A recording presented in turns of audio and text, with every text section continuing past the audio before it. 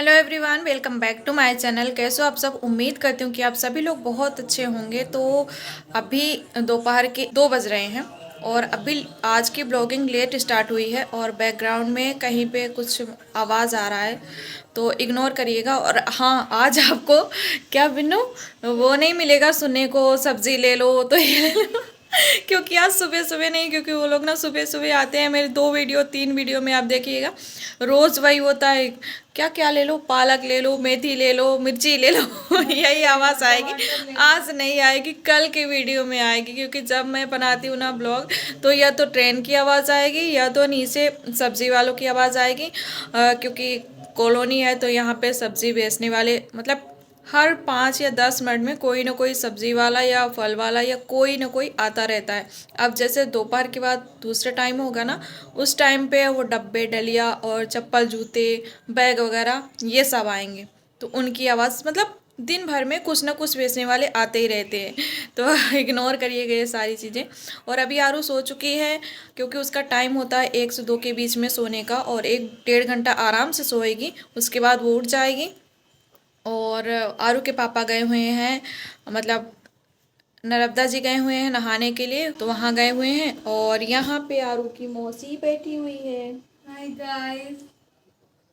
तो चलिए, अभी खाना वगैरह भी हम लोगों का नहीं हुआ है, तो अभी खाना वगैरह खाएंगे। और ब्लॉग में बने रहिएगा। आप लोग बहुत सपोर्ट कर रहे हैं, आप लोगों का सपोर्ट के लिए थैंक यू सो मच। ऐसे ही प्यार सपोर्ट बनाए रखिएगा। तो चलिए गाइस, मिलते हैं थोड़ी देर के बाद। और आज का मौसम का मिजाज ऐसा है, कल हमने कुछ ज़्यादा ही तारीफ कर दी थी मौसम की कि बहुत अच्छी धूप निकली है, गर्मी जैसे लग रहा है। तो भगवान ने बोला अभी कहाँ, अभी गर्मी नहीं है, अभी ठंड में तुम्हें हमको कड़ाएंगे। तो ये देखिए, ऐसा है मौसम का हाल कुछ, धूप का तो नाम निशान नहीं है। और हमने कुछ कपड़े भी धो दिए हैं जो कि सूखने का नाम नहीं ले रहा है। स्वेटर वगैरह है जो परसों धुले थे, अब फिर से धुले हैं। और ये देखिए कितने बदल हैं, कल मैंने दिखाया था बिल्कुल बदल नहीं थे, छटा हुआ था बिल्कुल, और अच्छा मौसम दिख रहा था, लगता है फिर से पानी गिरेगा। तो चलो, लिपाई पुताई का तो प्लान कैंसिल है। चलिए मिलते हैं थोड़ी देर के बाद फ्रेंड्स। पता है एक कांड हो गया। कांड क्या हुआ ये देखिए, हमने मसाला पीसने के लिए जार फांसा और यहाँ से मिक्सी का यहाँ पे हो गया ये हाल, मतलब मिक्सी यहाँ से निकल चुकी है। तो इसमें ये अटका हुआ है, मैंने जम के निकाला तो यहाँ से ये अलग हो गया पूरा। और आई हुई है चने की भाजी, तो भी इसका भी काम है, इसको तोड़ना पड़ेगा, इसके पत्ते निकालने पड़ेंगे। या तो आप इसको बारीक कट भी कर सकते हैं। देखिए ताज़ी है, बिल्कुल ताज़ी ताज़ी भाजी है। और इसकी भाजी ना खाने में बहुत अच्छी लगती है। ये भाजी आप कट करके बना लो, गीली या फिर सूखी, दोनों जैसे भी आपको बनाना हो, बहुत ही टेस्टी लगती है। इसमें अदरक और लहसुन मिर्ची होनी चाहिए, हींग भी होनी चाहिए, बहुत अच्छा टेस्ट देता है। और मेरा निकल रहा है इधर पे खाना। तो आज मैंने बनाया था सेमी की सब्जी, वो भी बिल्कुल फुल देसी स्टाइल में मसाला पीस के बनाया था। और बिन्नू निकाल रही है खाना, अब हम दोनों खाना खाएंगे। ये देखिए मेरी थाली तैयार हो गई, यहाँ पे लहसुन मिर्ची की चटनी, और यहाँ पे सब्जी ये सेमी और आलू की, इधर तो बल्लर बोलते हैं, रोटी है और दाल।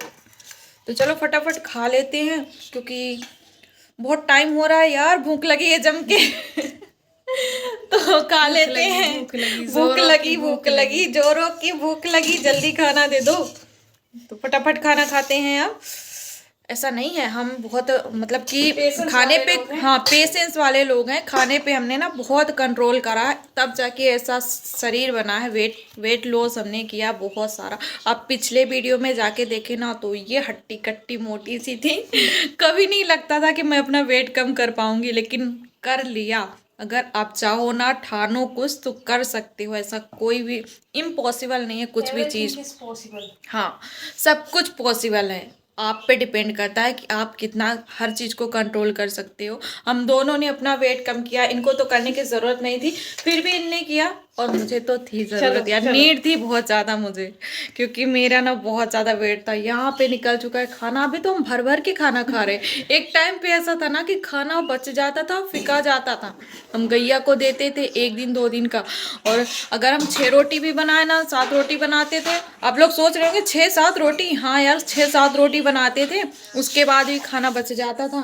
क्योंकि हम लोग खाते नहीं थे, एक रोटी खाते थे, एक वो एक में, तो एक एक में क्या होता है, हाँ दोनों टाइम 6-6 7-7 रोटी, मान लो 10 रोटी बनती थी, 10 में से 2 तो ऊपर नीचे की ऐसे निकल जाती थी, और जो बीच की रहती थी वो खाने में चल जाती थी। हम दाल और सब्जी का मात्रा ज़्यादा रखते, रोटियों की मात्रा कम रखते थे, तो इसलिए खाना बच जाता था बहुत सारा। चलो वो बहुत ठंडी लग रही है, खाना फिनिश करते हैं पहले, फिर ढेर सारी बातें करेंगे सच्ची में। मैंने बोला था ना फ्रेंड्स, ये पूरा दिन ऐसे सुनने को ही मिलता है हमें। वो एवरीवन यहाँ पे आरू सो के उठ चुकी है, और आज ना पता नहीं क्यों चिड़चिड़ कर रही है। आरू क्या हो गया है आज मेरे भैया को, है क्या हो गया है आपको, बताओ तो। घूमने जाओगे तो चलोगे, कौन के पास जाओगे, यश के पास, कौन के पास जाओगे, हाँ क्या कर रहे हो, इतने 2 बॉल से नहीं खेलते बेटा। आरू ऊपर देखो, ऊपर फेंको बॉल को, फेंको बॉल को तो फेंको, हाँ टंकी दिख ही नहीं।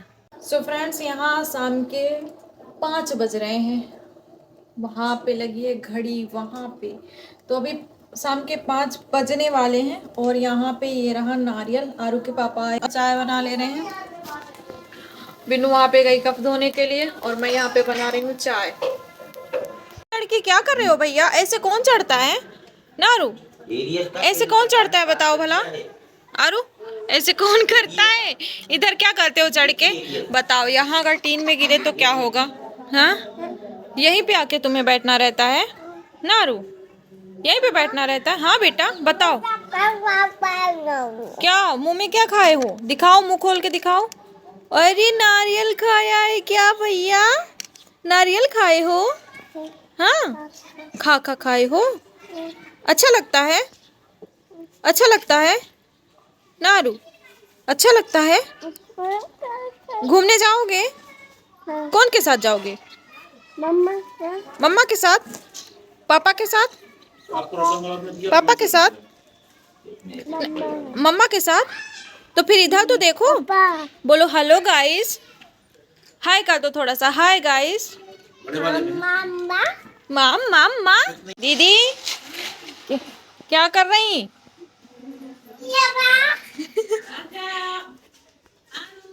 बोलो बुलाओ, यश भैया, यश भैया, यश भैया,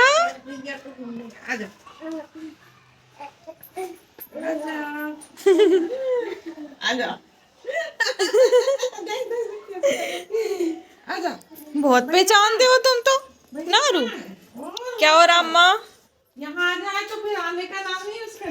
सो फ्रेंड्स यहाँ पे मैं रात के खाने की तैयारी कर रही हूँ, और यहाँ पे मैं चने की भाजी काट रही हूँ, वो भी दातरे से, इधर तो दातरा बोलते हैं, हम लोगों के यहाँ पैंसुल बोलते हैं, आपके यहाँ क्या बोलते हैं कमेंट में बताइएगा। तो मैं यहाँ पे भाजी को ऐसे कट कर ले रही हूँ, क्योंकि अभी चने की भाजी का सीज़न है ना, तो बहुत ज़्यादा अवेलेबल रहती है हर जगह, जहाँ भी मार्केट हो। हमारे यहाँ तो गुरुवार को मार्केट लगता है, तो ढेर सारी सब्जियाँ मिल जाती हैं, और इस समय तो सब्जियाँ बहुत सस्ती हो गई हैं। फिर भी हमारे घर में ना हम सबको भाजी बहुत पसंद है, चाहे किसी भी चीज़ की भाजी हो। तो यहाँ पे देखिए खाना वाना बनाने के बाद और खिलाने पिलाने के बाद मैं अपने काम में बैठ गई हूँ, क्योंकि आज दिन भर से मैंने कोई स्टिचिंग वगैरह नहीं करी थी। तो आज संडे भी था, मैंने सोचा कि थोड़ा आस पड़ोस में घूम लेते हैं। तो आज मैं आस पड़ोस में घूमने चली गई थी, क्योंकि देखिए थोड़ा सा रेस्ट चाहिए होता है शरीर को भी। और यहाँ पे अभी मैं टॉप की कटिंग कर रही हूँ। तो आज मैं आप लोगों के साथ शेयर करने वाली हूँ कि मैंने अपनी सिलाई की जर्नी कहाँ से स्टार्ट करी। तो मैं अराउंड 7 साल हो गए होंगे मुझे सिलाई सीखे हुए।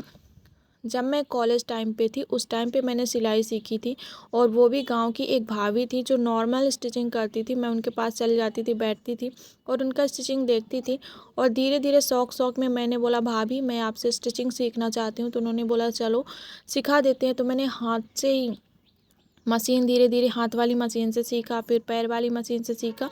और मैंने ज़्यादातर ब्लाउज़ तो ऐसे स्टिच हाथ से सुई और धागे से सिली थी। 5-6 ब्लाउज़ मैंने सिली थी उसी सुई और धागे से, और परफेक्ट सारे ब्लाउज़ मैंने उनसे सीख लिए थे। तो ब्लाउज़ तो मैंने बहुत दिन से सीखा था, लेकिन वो शौक में सीखा था, फिर उसके बाद मुझे लगा नहीं, मुझे तो ये मुझे बहुत अच्छा लगता है सिलाई करना, तो मैं सिलाई सीखूँगी। उसके बाद मैंने अच्छे से सिलाई सीखी और जब मेरी शादी हुई तो मैं ससुराल आई, मम्मी से बोला मम्मी मुझे सिलाई का बहुत शौक़ है, तो उन्होंने एक मशीन मुझे लेके दी।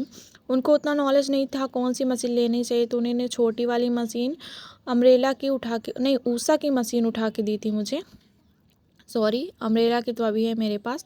तो ऊषा की छोटी वाली मशीन लेके दी थी, तो मैं स्टिचिंग करने लगी। वो उस समय मुझे बहुत अच्छी लगती थी क्योंकि मुझे ना पहले मेरे पास मशीन नहीं थी, दूसरे के यहाँ जाके मैं स्टिचिंग करती थी।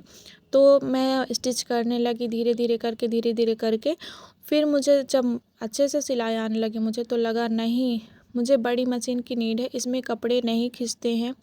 जहाँ पे मोटा कपड़ा आ जाता था वहाँ पे सिलाई रुक जाती थी और बहुत ही ज़्यादा प्रॉब्लम होने लगी थी। तो मैंने सोचा कि इतना तो अपन अब कैपेबल हो गए हैं कि बड़ी मशीन ले सकते हैं, इतना तो मैं आगे आ चुकी हूँ, तो अब मुझे नीड है बड़ी मशीन की। तो यहाँ पे मैंने बड़ी मशीन अब जाके ली 5 साल बाद, शादी के 5 साल बाद मैंने बड़ी वाली अम्ब्रेला मशीन ली और भगवान की कृपा से आप सब लोगों के सपोर्ट से मैं ये मशीन ले ली हूँ और अच्छे से स्टिच करने लगी हूँ। और यही नहीं कि मैं ब्लाउज ही स्टिच करती हूँ, मैं सारी चीज़ें जो भी आप बोल दो, जो भी डिज़ाइन आप मुझे बता दो, वो सारी डिज़ाइन आज मैं स्टिच कर लेती हूँ और लोगों को बहुत पसंद आता है। परफेक्टली फिनिशिंग के साथ बन के रेडी हो जाता है। तो ज़रूरी नहीं कि सिर्फ आप ब्लाउज स्टिच, उससे हट के भी सोचे, कुछ न्यू कुछ नया करने की सोचे। मेरा तो यही मानना है कि कुछ नया, ज़िंदगी में हर चीज़ नया करना चाहिए क्योंकि हर नई सुबह आती है और ज़िंदगी में कुछ नया होता है, तो नई चीज़ों को ट्राई करना चाहिए पूरा। क्योंकि देखिए आस पड़ोस हर कोई ब्लाउज स्टिच कर रहा है, ज़्यादातर तो ब्लाउज स्टिच करते हैं और आजकल रेडीमेड ब्लाउज आ गया तो उसका क्रेज़ बहुत ज़्यादा है। तो यहाँ पे देखिए मैं बहुत ज़्यादा टायर्ड हो चुकी हूँ, बच्ची भी सो रही है, तो अभी मैं इसको कल फिनिश करूँगी, आज तो रख दे रही हूँ क्योंकि रात बहुत ज़्यादा हो गई है, 10 साढ़े 10 हो रहे हैं और अगर मैं नहीं मिली तो वो उठ जाएगी, फिर वो सोएगी नहीं।